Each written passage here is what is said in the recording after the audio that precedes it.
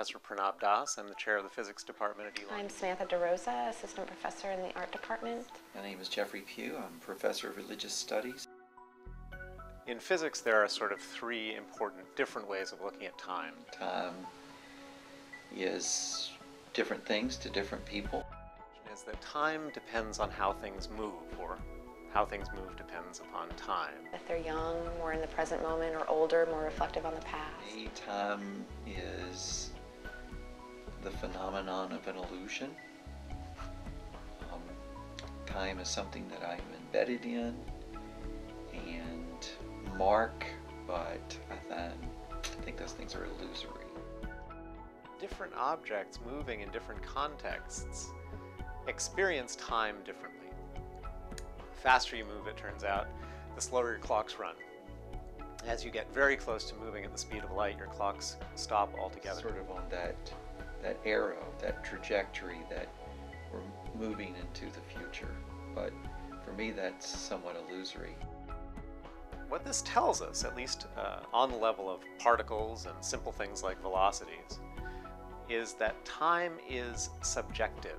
Every object experiences its own time frame. I envision time in just sort of multi-dimensional expansion and movement out, not in a straight line arrow, not linear, not just in a cycle, but in an ever-increasing cycle, so that the universe is expanding. Time is a manifestation of your particular state of motion in the universe. To really be in a physical space, if that's where you are, walking to and from class, or waiting for the bus to come, and just notice everything around you. The Greeks had a way of expressing time in that there was chronos time, which meant the sort of ongoing tick, tick, tick of time as it moves on.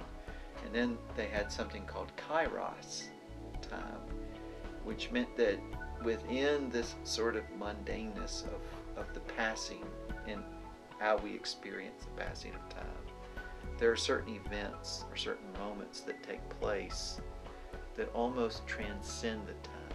So it's kairos, it's unusual or unique or distinct time. So this tends to lead most physicists, at least theoretical physicists, to think of time as a very fluid, subjective thing that applies differently to different objects in different situations. I think a lot of us live in the past and in the future, much more so than in the present moment.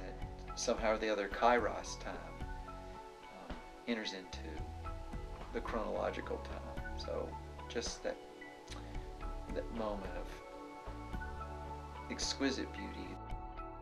One way of thinking about time is the direction in which that disorder tends to increase. We call that entropy. Time passing leaves its marks in many ways in the body as we get older.